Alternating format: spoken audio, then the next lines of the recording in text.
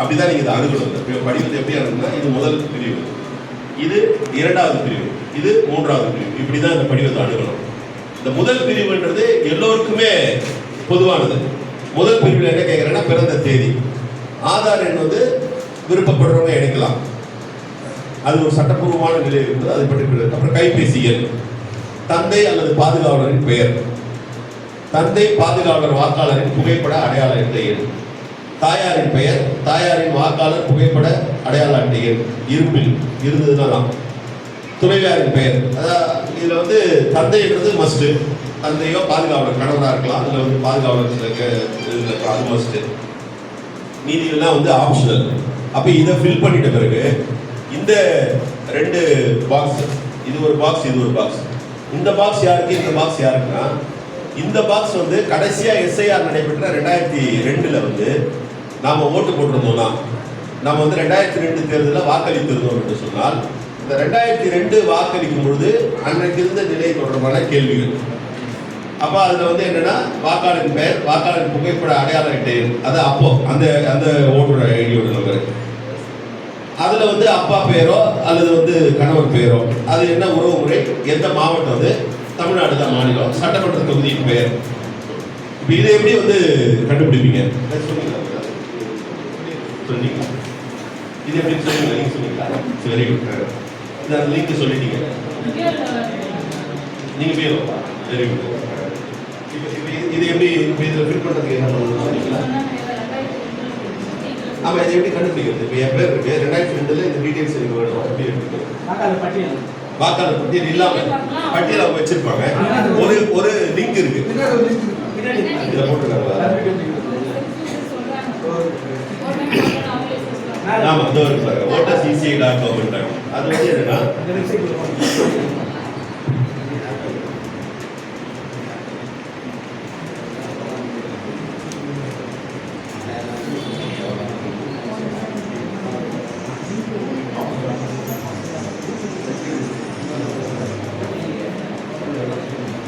Rolle's, அது அந்த வெப்சைட்ல மாவட்டத்தில் எடுத்தாங்க.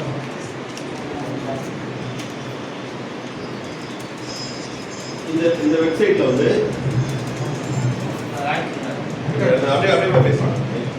இந்த வெப்சைட்ல வந்து தேடுவதற்கான முறைகள் இருக்கு. Search by name, search by EPIC. இபிஐசினா நம்ம ஓட்டர் ஐடியோட நம்பர். இது எந்த ஐடினா, 2002 நம்ம ஓட்டு போட்ட நம்பர் தான். இது வந்து ஆரம்பிச்சுட்டா ஆமாம். இது சர்ச் பை நேம் கொடுக்கலாம். சர்ச் பை நேம்னா உங்கள் பேர் கொடுக்கணும். இப்போ வந்து இதில் வந்து சர்ச் பை நேம் நான் கொடுக்குறேன். சர்ச் பை நேம் போட்ட உடனே என்ன ஆகுனா, நேம் ஆஃப் டிஸ்ட்ரிக்ட் வரும்.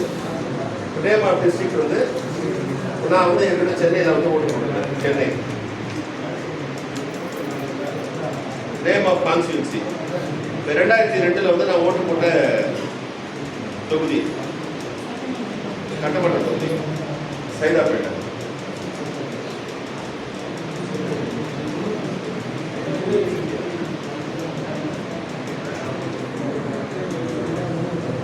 பேர் வந்து தமிழ்ல 2002 வந்து தமிழ்ல தான் இருந்தது எனக்கு.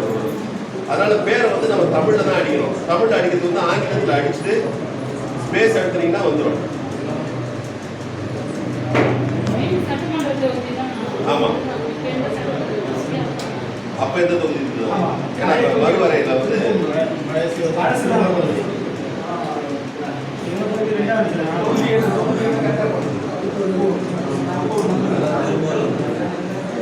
இப்ப நான் என்னோட பேரு எல்லாத்தையும் போட்டேன். பேரு என்னோட தந்தையார் பேர் போட்டோம்னா இதெல்லாம் வந்துருச்சு, பாலாஜி மணின்றது. இப்ப இது தொடர்பா எந்த இடம் வந்து நம்ம பார்க்கறதுக்கு இன்னும் டீடைலா பார்க்கறதுக்கு எந்த புத்து என்ன இருக்குது. போலிங் ஸ்டேஷன் மாநகராட்சி பள்ளி, சிஐடி நகர். இதுதான் என்னோட ஓட்டு, சென்னை 35. இப்போ என்னோட டீடைல்ஸ் வந்து இதுல இருக்கு. இந்த எஃப்டிஜே இதுதான் பழைய ஐடி நம்பர், எஃப்டிஜே J326. இப்போ இந்த விவரத்தை, இது மாதிரியான விவரங்கள் அவங்க ஹெல்ப் பண்ணுவாங்க, பிஎல்ஓஸ் ஹெல்ப் பண்ணுவாங்க. அதை எடுத்து ஃபில் பண்ணிட்டு கொடுக்கணும். ஒருவேளை 2002 வாக்களிக்கல அப்படின்னா, 2002 உங்க வீட்டில் வாக்களித்தவர்கள் உறவு முறை சார்ந்தது வாக்களித்தவர் யாருன்றதை பார்த்து அவங்கள ஃபில் பண்ணுவோம். அப்போ அந்த 2வது பாக்ஸுக்கு வந்து வேலை இல்லை. 2002 வாக்களித்திருந்தீங்கன்னா 2வது பாக்ஸுக்கு வேலை இருக்கு, 3வது பாக்ஸுக்கு வேலை இல்லை. தவறா இருந்தா நீங்க திருத்துங்க.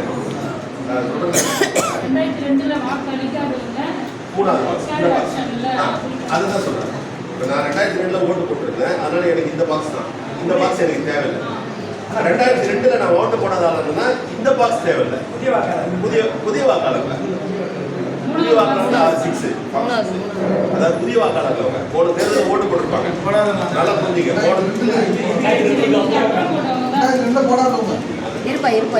புதிய வாக்காளருக்கு வேற ஃபார்ம் நான் 2002 ஓட்டு போட மாட்டேன். 2002 அப்புறம் எத்தனை தேர்தல் வந்தது? 6. அந்த தேர்தல்கள் ஏதாவது ஓட்டு போட்டாலும் இருப்பேன் நான்.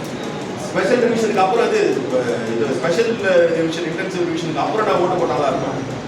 அதுக்கப்புறம் தொடர்ந்து நான் ஓட்டு போட்டிருக்கேன். 2006 போட்டிருக்கேன், 2011 போட்டிருக்கேன், 2009 போட்டிருக்கேன், 2016 போட்டிருக்கேன், 2019 போட்டிருக்கேன், 2021 போட்டிருக்கேன். இந்த தேர்தலில் போட்டாலும் நான். ஆனால் 2002 நான் போடல. இப்போ எனக்கு ஓட்டு இருந்துருக்கு. அப்போ எனக்கு இந்த ஃபார்ம் இது அதுக்கப்புறம் ஓட்டு போட்டவங்க இல்லை. அவங்க என்னன்னா புது ஓட்டுனா அதுக்காக கிளாரிஃபை பண்றாங்க. புது ஓட்டுனா அவங்க ஃபார்ம் வச்சிருப்பாங்க. ஃபார்ம் 6 ஃபார்ம் 6 வச்சிருப்பாங்க. அது கொடுப்பாங்க. இல்லை இப்போ கொடுப்பாங்க. இருங்க கேளுங்க தொடர் அவரே சொல்றாங்க. இப்போ ஃபார்ம் கொடுப்பாங்க. 4ஆம் தேதி இது முடிஞ்ச உடனே ரிவிஷன் முடிஞ்ச உடனே 9ஆம் தேதி வந்து லிஸ்ட் பதிவு பண்ணுவாங்க. அப்போதான் அந்த ஃபார்ம்லாம் வைப்பாங்க, இந்த நியூ ஃபார்ம்ஸ்லாம். ஸோ அவ்வளோதான். இதை ஃபில் பண்ணுங்க. பிஎல்ஓஸ் வர்றவங்க கிட்ட உங்களுக்கு ஏதாவது நம்ம தோழர் மாதிரி யாருன்னா வராங்க போகிறாங்க கரெக்டாக சொல்கிறாங்க போகிறாங்கன்றது வேறு. சில இடங்களில் கிளாரிட்டி இல்லைன்னா நீங்கள் என்ன பண்ணுங்க, மையப்படுத்தப்பட்ட ஒரு இடத்துல ஏதாவது ஒரு 2-3 நம்பர்ஸ் வந்து யாராவது ஆமாம் அது வந்து கொடுத்துருங்க. அவ்வளோதான். இவ்வளோதான். இது வந்து நீங்கள் பதிய வைக்க வேண்டிய விஷயம் என்னென்னா, ஒவ்வொரு தடவை இதுக்கு முன்னாடிலாம் நிறைய வாட்டி வந்து சம்மரி ரிவிஷன்லாம் வரும். நம்ம வந்து சேர்க்கறதெல்லாம் பண்ணியிருப்போம். இங்கே இருக்கக்கூடிய தோழர்களுக்கு தெரியும். ஒரு சில மாவட்டங்களில் ஒரு சில இடங்கள்ல நாம் அதை வந்து பண்ணியிருப்போம். ஆனால் நிறைய இடங்கள்ல வந்து அது வந்து சரியாக கூட பண்ணாத இடங்கள்லாம் இருந்திருப்போம். ஆனால் அதனால ஒன்றும் பெரிய பாதிப்பு நமக்கு ஏற்படலை. இப்போ நாம் அப்போலாம் வந்து ஒன்றும் சரியாக நம்ம வந்து கான்சென்ட்ரேட் பண்ணனா கூட பாதிப்பு வரலன்னு நம்ம விட்டுட்டோம். ஆனால் இந்த முறை வந்து மீண்டும் மீண்டும் பதிவு வைக்கிறது என்னன்னா, இது இந்த எலெக்ஷனுக்காக ஓட்டுன்னு நினைச்சிட்டு இல்லை இந்த எலெக்ஷனுக்கான நிலைப்பாடு அப்படின்னு நினைச்சிட்டு நாம கொஞ்சம் வந்து ரொம்ப கவனக்குறைவாக இருந்தோம்னு சொன்னா, நாம என்ன அரசியல் பேசுறோமோ, என்ன உரிமைகள் பேசுறோமோ, என்ன வந்து நம்ம வந்து வென்றெடுக்கணும் இல்லை வந்து சாதிக்க வேண்டும் நினைக்கிறோமோ, அதுக்கு வந்து ஒரு பெரிய சுமையா வந்து மாறி விழுந்துடும். ஆகவே இது வேற டார்கெட்டட் பீப்புளாக இருக்கக்கூடியது ஒடுக்கப்பட்ட மக்களை தான் டார்கெட் பண்றாங்க. இப்போ பிஎல்ஓ வந்திருக்காங்க. இப்போ இவங்க எல்லாத்தையும் கரெக்டாக எல்லாத்தையும் கலெக்ட் பண்ணி கொடுத்துட்றாங்க, சமம் பண்ணி கொடுத்துட்றாங்க. ஆனால் இவங்களுக்கு தெரியாது, இவங்களுக்கு மேலே இருக்கிற அதிகாரி ஒரு அதிகாரி எத்தனை பிஎல்ஓ இருக்காங்க. இப்போ இது வந்து சூப்பர்வைஸ் இல்லை, நம்ம அப்பீல் வந்து ஆர்டிஓவா அப்பீல் பண்ணுற அத்தாரிட்டி இல்லை, அது அவங்களுக்கு கூட அதிகாரம் இல்லை. ஆர்டிஓ லெவலில் ஒரு அதிகாரி இருக்காங்க. ஆர்டிஓ லெவலில் ஒரு அதிகாரி இருக்காங்க. ஒரு ஒரு சும்மா ஒரு இது மாதிரி எடுத்துக்காட்டுக்கு இப்போ இவங்க எல்லாத்தையும் கரெக்ட் பண்ணி எல்லாத்தையும் கொடுத்துட்றாங்க. அப்போ இவங்க கரெக்டாக கொடுத்துட்டாங்க, அதனால வந்து கரெக்டாக இருந்துரும், இவங்க நம்ம தோழர் இவங்க கரெக்டாக பண்ணுவாங்கன்னா கரெக்டாக பண்ணுவாங்க.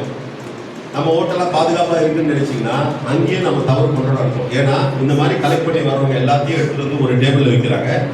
அந்த டேபிளில் இருக்கிற அதிகாரியை இன்ஃப்ளூயன்ஸ் பண்ணாங்கன்னா அந்த டேபிளில் இருக்கிற அதிகாரியை ஒன்றிய அரசு ஏதோ ஒரு வகையில் வந்து அவங்க இன்ஃப்ளூயன்ஸ் பண்ண முடியுது. இல்லை வந்து அவங்க வந்து இந்த ஒரு ப்ரெஷருக்கு அழுத்தம் கொடுக்குறாங்கன்னா, அழுத்தம் கொடுத்து இந்தந்த பகுதிகளில் இந்தந்த வாக்குகள் இருக்கு, இதெல்லாம் அடிங்கன்னா அவங்க அடிச்சிருவாங்க. அப்படி ஒரு ஆபத்து இருக்கு. அப்போ நாம எப்படி அதுல இருந்து தற்காத்துக்கிறதுனா, எல்லா இடங்கள்லையும், ஏன்னா வரக்கூடிய பிஎல்ஓஸ் அவங்களுக்கு தெரியாம கூட இருக்கலாம், இல்லை அவங்க கவனிக்காம கூட இருக்கலாம், கம்பல்சரியா நீங்க வந்து என்ன வாங்கணும், அந்த அக்னாலஜ்மெண்ட் வாங்கணும். அதனுடைய ஒரு நகலை வந்து கண்டிப்பா வாங்கணும். ஏன் அந்த நகலை வாங்கணும்னா, ஒருவேளை நம்மளை குறி வச்சு நம்மளை அடிச்சிடுறாங்க, இவங்க எடுத்துட்டு போய் கரெக்டாலாம் கொடுத்துட்டாங்க, அது வந்து அடிச்சிடுறாங்க அந்த டேபிள்னா, 9ஆம் தேதி அந்த டிராஃப்ட் ரோல் வரும் பொழுது அப்பீல் பண்றதுக்கு ஒரு குறிப்பிட்ட டைம் இருக்கு. அப்போ உங்களுக்கு இந்த ஃபார்ம் தேவைப்படும். ஆகவே அதை வந்து ரொம்ப முக்கியமா நீங்க வாக்காளர்கிட்ட சொல்லுங்க. அவங்க அந்த நகல், அந்த அக்னாலஜ்மெண்ட் நம்ம வந்து உங்ககிட்ட வந்து கொடுத்துட்டோம், படி வந்த பிஎல்ஓ கிட்ட கொடுக்குற அந்த நகலையே வந்து கண்டிப்பா வாங்கி வச்சுக்கணும். இதுதான் வந்து இதுல வந்து அடிப்படையில ஒரு விஷயம். இதுக்கு அடுத்த நிலையில இன்னொரு சில பிரச்சனைகள்லாம் இதுல வர இருக்கு. என்ன பிரச்சனை வர இருக்குன்னா, நாமெல்லாம் சேர்க்கறதை பத்தி பேசிட்டு இருக்கோம். பீகார்ல வந்து ஓட்டை அடிச்சு ஒரு அநியாயத்தை பண்ணாங்க. இங்க ஓட்டு அடிக்கிற டெக்னிக் இல்லைங்க, உங்களுக்கு அடிக்கிற டெக்னிக்கும் பண்ணுவாங்க, அது எவ்வளவு பண்ண முடியுமோ பண்ணுவாங்க. என்ன பண்ண போறதா அவங்க உத்தேசிச்சிருக்காங்க, இல்லை வந்து ஒரு செய்தி இருக்கு அப்படின்னா, பீகார்ல இருக்கிற ஓட்டர்ஸ் வந்து இங்க சேர்க்க போறாங்க. அதனால தான் இப்போ இந்த எஸ்ஐஆர்ல என்ன பண்றாங்கன்னா அந்த கண்டிஷன் கொடுக்குறாங்க, எது எதெல்லாம் ஆவணங்களா எடுத்துக்கொள்ளப்படும்னு. எது எதெல்லாம் ஆவணங்களா எடுத்துக்கொள்ளப்படும்ன்ற பட்டியல்ல பல்வேறு விஷயங்கள் சொல்லப்பட்டு கடைசியா இறுதியா என்ன சொல்றாங்கன்னா, எஸ்ஐஆர்ல பீகார் எஸ்ஐஆர்ல நீக்கப்பட்டிருக்கு இல்லையா, அதுல வந்து அங்க இல்லைன்னு சொல்லி அவங்க சான்று வாங்குறாங்க இல்லையா, அங்க ஏற்கனவே ஓட்டு போட்டாங்க, இப்போ அவங்க ஓட்டு இல்லைன்னு அந்த சான்று உள்ளவங்களும் இங்க இணைக்கலான்ற மாதிரி ஒரு கண்டிஷனை கொண்டு வந்திருக்காங்க. அதை நம்ம அந்த நேரத்தை எப்படி எதிர்கொள்றதுன்றதை நம்ம பார்ப்போம். இது ஒரு தகவலுக்காக உங்களுக்கு பதிய வைக்கிறேன், இதோட சீரியஸ்னஸுக்காக சொல்றேன். மீண்டும் மீண்டும் ஒரே செய்தி தான் இது. உங்கள் வந்து இது வந்து நமக்கு இருக்கிற ஓட்டை வந்து இவங்களுக்கு போடலாமா அவங்களுக்கு போடலாமான்னு தானே பாதிக்க போகுது. யாருக்கு இப்போ பரவாயில்ல போயிட்டு போகணும், இல்லை நம்ம சார்ந்தவங்க ஓட்டு வந்து பிரச்சனை இல்லைன்னு நினைச்சிங்கன்னா இது மிகப்பெரிய ஒரு சிக்கலில் கொண்டு போய் விட்டோம். நமக்கு வழங்கப்பட்டிருக்கக்கூடிய இந்த உரிமையை, குறிப்பாக இந்த உரிமையை வழங்கக்கூடிய புரட்சியாளர் அம்பேத்கர் என்ன நினைச்சு இதை கொடுத்துருப்பார்ன்றது நம்ம வந்து புரிஞ்சுக்கணும். எவ்வளோ பேர் வந்து என்னென்னவோ சிந்தனையெல்லாம் அவங்க முன் வச்சிருக்காங்க, ஓட்டு போடுறதுக்கு வந்து வரி வேணும், அதில் வந்து இது மாதிரியான வேணுன்றது அதே கண்டிஷன்ஸே கொண்டு வரணும். இன்னும் சொல்ல போனால் குறைந்தபட்ச கல்வி தகுதி வேணும் வாக்களிக்கிறதுக்குலாம் வந்து அரசியல் நிர்ணய சபையில் டிபேட் பண்ணியிருக்காங்க. அதில் இருந்த பல பேர் என்ன சொல்லியிருக்காங்க, எப்படி ஓட்டு போடுறவங்க சாதாரண ஆள் அடிப்படை கல்வி இல்லாதவங்களாம் ஓட்டு போட்டாங்கன்னா எப்படி நல்ல கவர்மெண்ட் வராதுன்னா விவாதம் பண்ணியிருக்காங்க. ஆனால் புரட்சியாளர் அம்பேத்கர் அதையெல்லாம் புறந்தள்ளிட்டு அதெல்லாம் ஒரு தகுதியே கிடையாது. ஒரே தகுதி, அவனுடைய மனது ஒரு வயதுக்கு மேலே வந்து பக்குவப்பட்டிருக்கும், மெச்சூரிட்டி வந்திருக்கும், அது மட்டும்தான் தகுதி. 18 இயர்ஸ், அது கூட முதல்ல அதிகமாக இருந்தது, அப்புறம் குறைச்சிருக்காங்க. அந்த வயது மட்டும்தான் நிர்ணயம் பண்ணணுமே தவிர வேற எந்த தகுதியை நிர்ணயம் பண்ணக்கூடாதுன்னு அம்பேத்கர் வந்து அதை வந்து ரொம்ப வலிமையாக வந்து சொன்னதுக்கான ஒரே காரணம், இந்த ஒன்று மிகப்பெரிய ஒரு ஆயுதம், இந்த ஆயுதத்தை வந்து கையில் பயன்படுத்தி தான் வந்து நம்ம வந்து சமூக ரீதியான மாற்றங்களை கொண்டு வர முடியும் என்று நம்பினார். ஆகவே அந்த ஆயுதத்தை கவனக்குறைவாக இருந்து எந்த காலகட்டத்திலையும் விட்டுறாதீங்க. இன்றைக்கு வந்திருக்கக்கூடியவர்கள் வராத தோழர்களுக்கு இந்த செய்தியை கொண்டு போய் சேருங்க. நேரம் கிடைக்கும் பொழுது டேர்ன் போட்டு இந்த மாதிரி பிஎல்ஓஸ் வரக்கூடிய இடங்கள்ல போய் நீங்கள் போய் பாருங்க, எந்த மாதிரியான நடவடிக்கைகள் முன்னெடுக்கப்படுது, எந்த மாதிரி செய்கிறாங்கன்னு பாருங்க. ஏன்னா ஃபீல்டில் சில எக்ஸ்பீரியன்ஸஸ் வரும். நாம் வந்து இங்கே உட்காந்து பேசிட்டு இருக்கோம், சில விஷயங்கள் அங்கே எந்த மாதிரியான சிக்கல் வருதுன்னா நமக்கு தெரியாது. அங்கே ஃபீல்டுக்கு போனால் இப்போ அவங்க போகிறாங்கன்னா அவங்களுக்கு தெரியும் அங்கே ஃபீல்டில் சில சிக்கல்கள் வரும். அந்த சிக்கல்கள் எல்லாம் எப்படி எதிர்கொள்றதுன்னு பாருங்க. அது மாதிரி இந்த ஃபார்ம் ஃபில்அப் பண்ணுறதுலேயே வந்து யார் ஓட்டு இருக்கோ அவங்க தான் கையெழுத்து போடணும்னு அவசியம் இல்லை. அந்த ஓட்டு இப்போ எனக்கு ஓட்டு இருக்குன்னா என்னோட விண்ணப்பத்தில் என்னுடைய தாயாரோ என்னுடைய தந்தையாரோ கூட வந்து கையெழுத்து விடலாம்.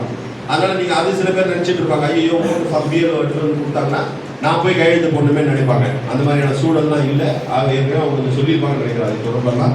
ஆகவே இதை குறித்து வந்து அப்பப்போ ஏதாவது தகவல்கள் தேவைப்பட்டதுன்னா நீங்கள் கேட்டு தெரிஞ்சுக்கங்க. மற்றபடி வேறு ஒன்றும் இல்லை. குறிப்பாக வந்து இது மாதிரியான ஒரு கூட்டத்தை போட வேண்டும் என்று நம்முடைய தோழர் தென்னன் அவர்களை பொறுத்தவரை பல்வேறு நடவடிக்கைகளை ஒரு முன்னோடியாக இருந்து செய்யக்கூடிய ஒரு மாவட்ட செயலாளர் பார்க்கிறேன். நான் சொல்றது மாதிரி ஏற்கனவே நடந்த ரிவிஷன்ஸ்ல கூட அவர் கூட்டம் போட்டிருந்தாரு. அப்போ கூட வந்து வாக்காளர் சேர்ந்த தொடர்பாளர் கூட்டம் போட்டிருந்தாரு. இன்றைக்கும் அது போன்ற ஒரு கூட்டத்தை ஏற்பாடு செய்திருக்க அவருடைய வாழ்த்துக்களை தெரிவித்துக் கொள்கிறேன். நிச்சயமாக இது வந்து சிறப்பாக செய்து முடிப்போம் சொல்லி தேவை ஏற்பட்டதுன்னா இதெல்லாம் ஒரு சில நேரங்களில் ஈகோலாக பார்க்காங்க. தகவல் தெரியணும் அப்படின்னா நம்முடைய கூட்டணி கட்சி சார்ந்தவர்கள் அவங்களும் வந்து இதில் வந்து ஒர்க் பண்ணுறாங்க. எல்லோருமே அவங்க எலக்டோரல் பாயிண்ட்ல ஒர்க் பண்ணுறாங்க. அதான் நீங்கள் வேறுபாடு புரிஞ்சுக்கணும். நீங்கள் உதாரணத்துக்கு திமுக ஒர்க் பண்ணுறாங்க, அதிமுக ஒர்க் பண்ணுறாங்கன்னா அவங்க எலக்டோரல் பாயிண்ட்ல ஒர்க் பண்ணுறாங்க. அவங்களுக்கு வந்து எலக்டோரல் வெற்றி முக்கியம், தேர்தல் வெற்றி முக்கியம், அந்த பாயிண்ட்ல ஒர்க் பண்ணுறாங்க. நாம அந்த பாயிண்ட் நமக்கு தேவை என்றாலும் கூட அதை விட முக்கியமான பாயிண்ட் என்னன்னா சோசியல் ரீதியா வந்து இந்த சமூக ரீதியா நமக்கான உரிமைகளை வென்றெடுப்பதற்கான ஒரு நிலை இது இருக்கு. அதை வந்து நம்ம விட்டுக்கூடாத லெவல்ல அவங்கள விட இன்னும் 2 மடங்கு தீவிரமா ஒர்க் பண்ணணும். அதனால இது தொடர்பான தகவல் தெரிந்தவர்கள் இருந்தாலும் அவங்ககிட்ட கேட்டு தெரிஞ்சுக்கிறதுனால ஒன்றும் தப்பு இல்லை. அதை கேட்டு தெரிந்து கொள்ள வேண்டும் என்று சொல்றேன். நன்றி வணக்கம்.